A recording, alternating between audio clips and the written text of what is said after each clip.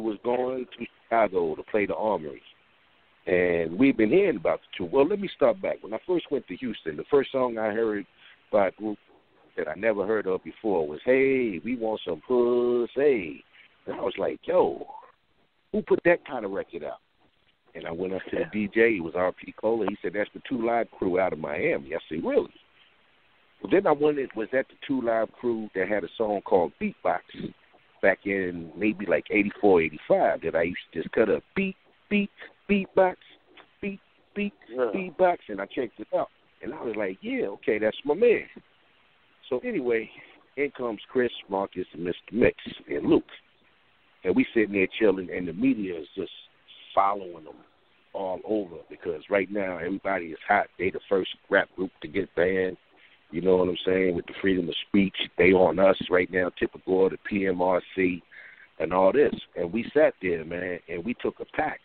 They said, look, we are like the scapegoats of this, man. So let's form a pack and be down. And we was down. Then we met NWA. We got down. And we said, you know what, if we're going to do this, let's always uplift and uphold what we are trying to do here. It was a whole new genre of what was coming, you know, what was happening. Because I was posting earlier, man, there was no mumbling. You heard what we had to say. You know what I'm saying? You heard the Two Live Crew. You heard NWA. You heard the Ghetto Boys. You heard Too Short. You heard Ice-T. Wasn't no mumbles. Because we had to get it out there, man. And the Two Live Crew brought it out there, man. It was an honor to always set the stage and look at them Luke dancers, boy, I tell you. Chris was always generous. You know what I'm saying? He was a giving soul, man. Very nice. You know what I'm saying? And he will be missed. And, you know, I'm just hearing that he was sick, pressed, and you just telling me that, man. I had no idea, man, no clue. And you know what? It's so important. You know, the older we get, man, health is wealth, man. We got to take care of ourselves out here, man. We're not getting no younger. You know what I'm saying? We did all this in our 20s, man. I'm 52. Chris was 53, man, and seemed to be in reasonably good health, you know. But, yeah, those are some of the stories that we had, man. We just took a pack and we bonded, man. Wherever we went, we had each other's back, too, man. You know what I'm saying? Because we was breaking the laws of what you could and could not say in America. And that's with the 3 Ks.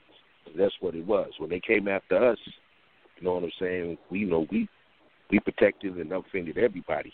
You know, if you was down with us, you was down. We was down with you. Trust me. So it was a pack there, man. And I've been sitting here all day stunned, man, because there's just so many memories. And you're like, wow, you know what I'm saying? Because it's just rough, man, when you lose a good friend, man. You know? It was rough. It was rough, man, because he was one of the genuine ones. You know what I'm saying? Like, we all come across the fakers and stuff, and he was one of the real ones, man. Like I said, he'd call you and ask how you were doing. Yeah. Yeah, just approachable, man. Just very approachable, very nice, always smiling. He used to tell me, Red, watch my arm. You know, he had got an accident, and, you know, that arm was paralyzed and stuff. And he said, watch the arm, Red, because I always wanted to hug him.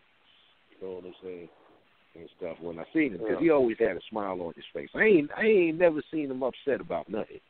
You know what I'm saying? Never seen him upset. Always had a smile. Bill used to tell me, Red, stop smiling all the time. I said, look, man, I'm happy. I'm a happy cat, man, because I'm getting ready to see some booty shaking tonight, boy, with the Two Live Crew, man. You know what I'm saying? Booty shaking, boy. They always rock the party, because trust me, so a lot of the fans came for the music, but a lot of them came for the dances too, boy, because they was fun. Yeah. Man. You know, so that's some of my fondest memories, man, is hanging out with the Two Live Crew. Trust me, you're going to have a good time. Man. Yep. I'll tell you what. Yeah, you definitely going to be missed by many. And, you know, I've seen a lot of outpour for other people, you know, rest in peace to Prodigy and stuff, but I don't think we've seen this much outpour in a long time. I've seen articles about him on CNN, Fox. I mean, places that would have never talked about the Two Live Crew, you know what I'm saying, back in the day. So, you know, he meant a lot to a lot of people. That's for sure. Sure did. And he broke down a lot of walls, man. The Two Live Crew broke down a lot of walls for a lot of artists. They even helped us in a lot of ways, man, because, you know, like I said, they was the poster child for this. They the first to get banned in the USA. We got banned from the CD pressing plant and Geffen Records. So, you know, they always put the Ghetto Boys, NWA, and the Two Live Crew in the same sentence. I remember when I was working in like 92, 93, who was that? Bob Dole was running for president. He said there's groups like the Ghetto Boys and the Two Live Crew that's killing the fabric of America, killing the youth. Yeah. Thing, you know, I'm signing autographs again at Six Flags Great Adventures. Hey, man, I heard about you. I'm like, yeah, and the Two Live Crew. So it always come back, man. Always would come back, you know, and we never knew that we was making history at that time.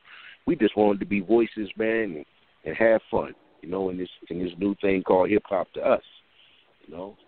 And that established a whole new generation of the hip-hoppers, man. So, you know, I never would have expected that, you know, that you would be part of history. And that's the reason why the Two Live Crew is covered like they are today on some of these social medias and some of these bigger news platforms, because they actually did it. They broke the mold, man. And they set a standard for that booty music, man, you know. Yeah, they sure did, man. They kicked a lot of doors open. They invented the parental advisory sticker. And they also had the one thing I was respected about them too, Red.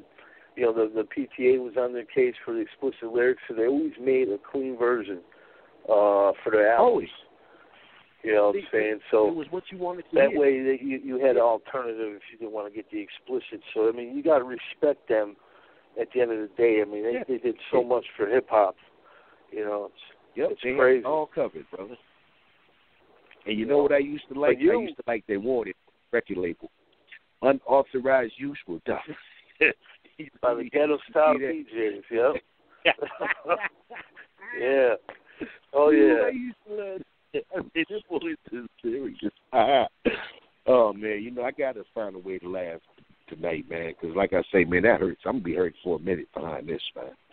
You know, because it's just like, wow, you know, especially, like you say, when you were there in the forefront and you seen it going down, but really didn't know 20-some years later what an impact it would be, and you there, you're young, and you think you're going to live forever, you know, and it just hurts, man. You know, it always hurts me when somebody dies in the music business or the music, you know, because you take them in as family, man. I mean, I listen to the Two Live Crew, man. I always liked they beats. I always used to see what Mixx was up to. I'd be like, damn, Mixx be coming with that good stuff, man. And they always had beats for everybody, too. East Coast, West Coast, Midwest, this and that. They always had something that they could rock out to, man. Oh, yeah. And I like that little mix I played at the beginning. It wasn't always about sex. Yeah. Chris had a lot of hip-hop songs, you know what I'm saying, where he just was rapping about himself and his life. Yeah. Yes, I remember, man. So, yeah, so they, you know, they weren't one-dimensional, man. They was versatile with the style, man. They was versatile with the style because they really knew how to rock. If you ever saw them in concert, trust me, they rocked the house, bro. You know what I'm saying? And you were actually, they did the documentary in, 91. You were actually on there. Luke was interviewing you and the Ghetto Boys and stuff. And, I mean, you could tell that you guys were close because, you know what I'm saying, like, you open up and you read the credits. I want to thank Luke Skywalker and the Two Live Crew. They would be like, I want to thank the Ghetto Boys. And, you know, you could tell that Rap A Lot and Luke Records had a good relationship, you know. A very good relationship, man. I remember when we got the phone call. Luke said, hey, man, I need y'all. And James Prince said, hey, we on our way. And we was there before anything was drawn up. We went into a room, talked about 6 hours, you know what I'm saying, and we put it down because we was America's Most Wanted at that time, man. And, you know, we have to rally behind these attacks, man. When our people are getting attacked because they putting out good music and nothing else, hey, man, we all got to step up to the plate. And it wasn't that, well, I'm going to watch my opposition, I'm going to watch this. No.